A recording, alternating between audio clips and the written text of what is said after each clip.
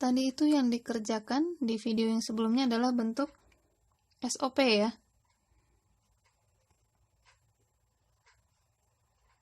SOP, sum of product. Nah, sekarang kita akan mengerjakan dalam bentuk POS dengan soal yang sama.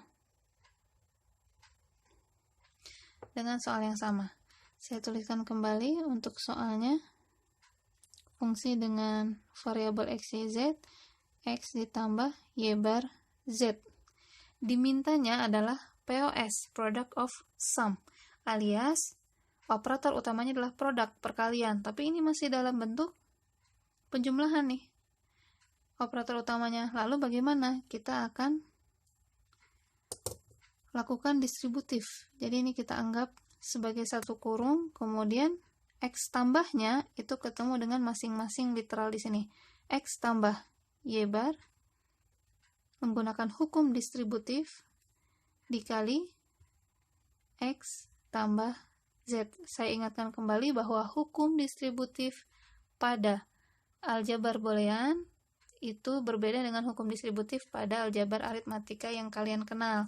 Ya, ini tetap dia terdistributif. Kalau misalnya di aljabar aritmatika kan kalau bentuk seperti ini udah nggak bisa didistribusikan ya, karena harus yang di luarnya harus tanda kali. Tapi kalau yang ini enggak, tanda tambah pun juga bisa didistribusikan. Jadi x tambahnya ketemu y bar dan x tambahnya ketemu dengan z. Di sininya kali. Ya, karena di sininya operator kali.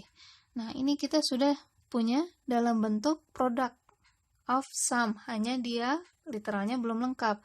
Maka yang ini, yang dalam kurung yang pertama ini menjadi suku pertama yang akan kita kerjakan, dan yang ini menjadi suku kedua yang akan kita kerjakan. Kita lengkapi literalnya. Suku pertama itu adalah x tambah y bar. Apa yang kurang dari suku ini, dari term ini, adalah huruf z. Maka kita adakan z.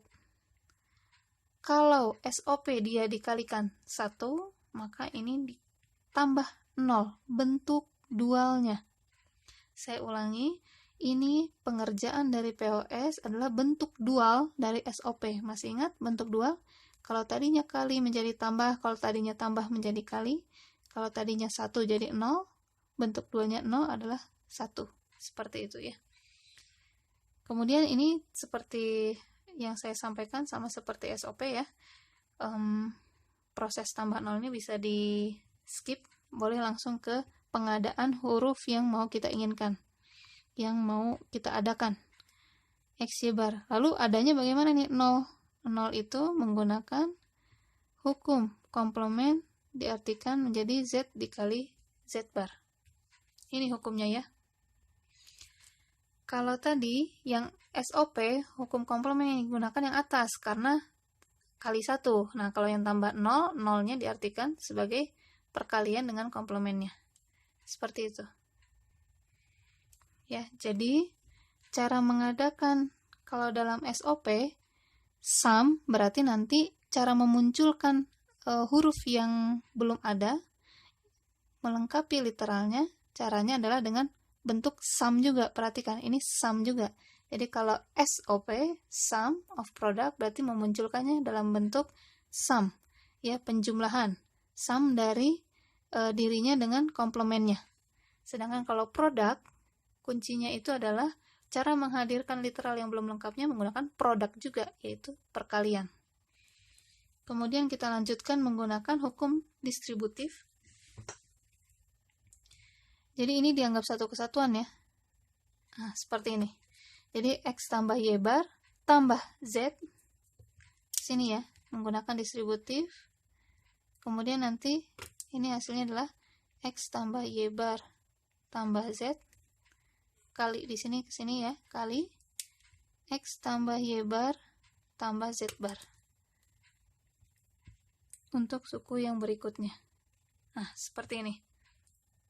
Jadi x tambah y bar kali tambah z kali x tambah y bar tambah z bar ke sini ya.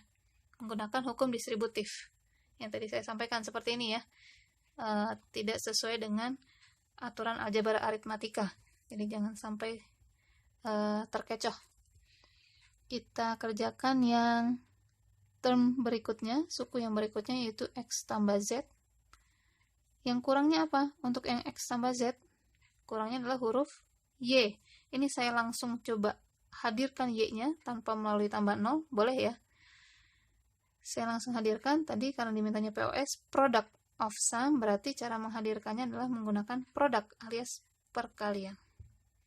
Seperti ini. Kemudian dikerjakan menggunakan hukum distributif. X tambah Z-nya ketemu dengan ditambah Y ke sini ya. X tambah Z tambah Y, X tambah Z tambah Y bar. Sama, menggunakan distributif. Ya, cuma ini saya penulisannya langsung saya urutkan X, Y, Z-nya ya. Jadi nggak X tambah Z tambah Y, tapi langsung Y-nya saya taruh tengah. Menggunakan hukum komutatif sebenarnya ya.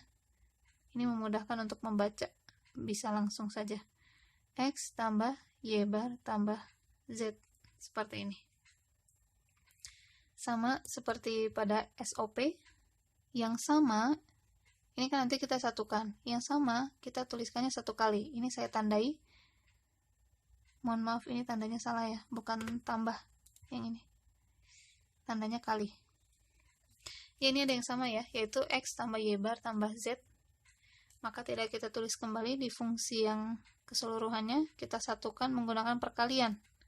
Ya, yang satu, term 1 kita tulis X tambah Y bar tambah Z kali X tambah Y bar tambah Z bar. Kemudian yang ini, karena yang ini yang sudah, berarti ini nggak usah ditulis, cukup yang ininya saja. Dikali X tambah Y tambah Z. Sekarang kita perhatikan pada tabel minterm dan maxterm. Untuk maxterm di sini yang barnya adalah Y saja adalah M2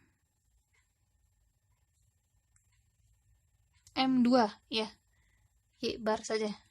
Maka ini adalah M2 lambangnya dikali Y bar Z bar. Y bar Z bar ada di M3 ya. M3 kali M3 dikali X tambah Y tambah Z itu ada di M0. M0. Atau kalau saya ringkas penulisannya menggunakan Pi untuk POS. Pi dari, saya urutkan 0, 2, 3. Selesai. Ini adalah bentuk POS-nya. Dan boleh, silakan bisa diperhatikan lagi. Tadi ya, ketika kita mentransformasi bentuk SOP ke POS, tinggal menuliskan angka sisanya dari lambang ini. Jadi makanya tabel ini adalah alat bantu ya. Jadi kalau misalnya kalian sudah nemu nih SOP-nya 1, 4, 5, 6, 7, angka berapa saja yang belum? 0, 2, dan 3. Maka itu langsung disajikan, bisa langsung disajikan dalam bentuk POS. 0, 2, dan 3. Tinggal lihat tabel saja. Kalau dipanjangin 0 itu apa? Yaitu X tambah Y tambah Z. Kalau M2 itu apa? Dan seterusnya. Bisa langsung ke sini ya. Jadi dari sini, gimana kalau ketemu SOP, terus POS-nya pakai cara tabel ini? Boleh. Ya, jadi ketika ada soal seperti ini, silakan bisa mencari salah satunya saja. POS-nya saja, misalnya ini yang kelihatannya lebih sederhana ya pengerjaannya. Dapat nih 0, 2, 3. Kemudian SOP-nya tinggal angka sisanya. Tapi jangan lupa kalau SOP disajikan notasinya dalam bentuk sigma. Kalau POS dalam bentuk pi. Seperti itu. Ini adalah bentuk kanonik. Selanjutnya ada yang disebut dengan bentuk baku. Apa itu bentuk baku? Yaitu bentuk yang bukan kanonik, yang literalnya tidak lengkap. Jadi soal yang tadi, yang kita kerjakan tadi, yang ini, soal ini adalah contoh bentuk baku yang literalnya tidak lengkap. Jadi kalau yang literalnya lengkap, tadi kan kita sebut sebagai bentuk kanonik. Kalau yang tidak lengkap disebutnya apa? Yaitu bentuk baku. Tapi bentuk bakunya juga sama. Ada yang dalam bentuk SOP, ada yang dalam bentuk baku POS. Sama, sum of product dan product of sum. Bedanya apa dengan kanonik? Yaitu literalnya tidak lengkap. Yang ini literal X, yang ini tidak ada YZ-nya, yang ini tidak ada X-nya, yang ini mah lengkap. Term ini sudah membentuk maxterm.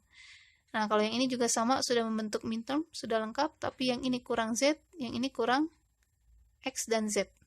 Seperti itu yang disebut bentuk baku. Dan biasanya soalnya adalah diberikan bentuk baku, diminta untuk dinyatakan dalam bentuk kanonik, SOP, dan POS.